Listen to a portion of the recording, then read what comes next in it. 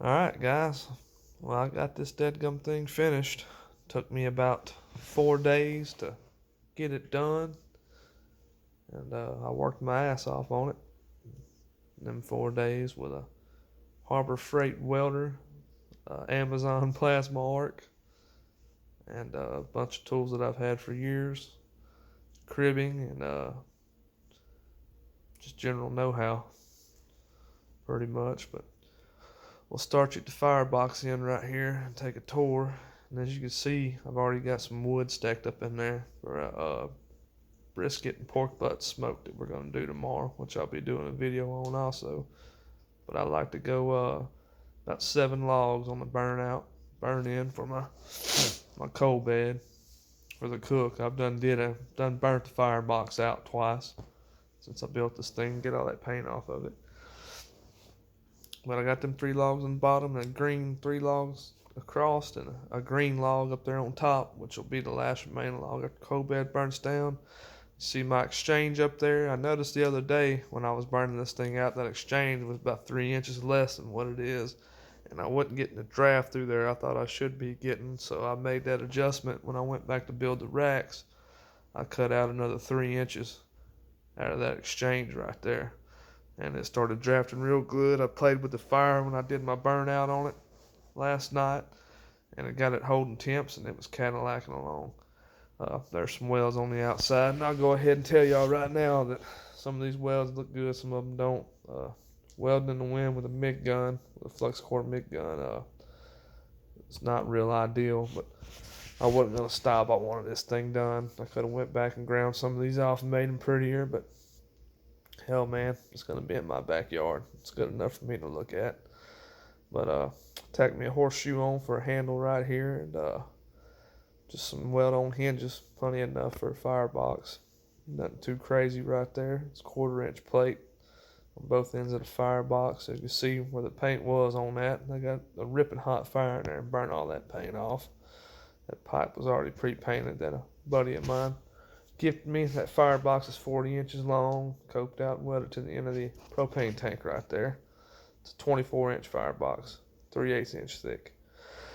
For handles, I cut a horseshoe in half with some round stock and put a piece of tubing on there, where it's real easy to open that thing, and it rolls with it when you open it like that. For the racks, there's 3 24 by 29.5-inch racks in there, and there's a baffle plate right there, which I think is key to having a even smoker. That baffle plate sits roughly about 2 inches above the grate and comes out right at the end of the grate. So your heat's not rising directly up as soon as it comes in the smoker. It's kind of shooting across and then rising up across the smoker. But I kind of already did a little pre-season on this thing. The hinges I bought from Mystic Hinges. I was going to try to make my own, but I didn't have sufficient tools to make them consistent. And just saved me some time in the end. Got a good weld on there. Like I said, not all of them are pretty. I do know how to weld, believe it or not, but when you're welding in the 20-mile-an-hour winds on a cold day in January, no windbreak. I try to put a windbreak up, kind of sucks. Got the tail true thermometers on there. More welds on the flat bar. That's 1.5-inch flat bar around the lid. The lids did spring on me a little bit. Not real bad. Got a little bit of smoke leakage. I can probably deal with it, but I put some gasket on it and see if that helps it out. Give y'all a little side view right there. The whole thing looking back. Take out to the smoke collector now. That smoke collector is 6.5 inches tall by 16 inches long all the way to the end of the stack right there. That's 6-inch standard wall pipe, 4 foot tall. I was gonna make it taller, but that shit was heavy, and that was all I wanted to put up there. I didn't have no help. I built this thing by myself, and it's real limited. Give y'all back up and give you a view looking at it. You'll notice I got one end blocked up over there, but I had to do that because the ground wasn't level. Smoker needs to be level. But that thing is about 12 foot long in the end. And I used 1.5-inch, 1/4-inch square tubing for the stand. And then I put some big drains on the bottom. I put an 1.5 inch drain right there. There's a 3/4 inch drain on the other end, because I know when I wash my smoker out sometimes it likes to get clogged up. That 1.5 inch drain is not getting clogged up. So I'm just gonna, you know, giving y'all a walkthrough of how I actually did this. Like I said, there was some feet on there that I leveled off of. I leveled it to the east and west and north and south off the propane tank feet. And then that was my 3 o'clock mark right there for the bottom of the door. And then using the center head square. And then at the top center, I went 4 inches off of that. And that gave me to the top of my door. So 4 inches off the center to 3 o'clock was where my door layout was.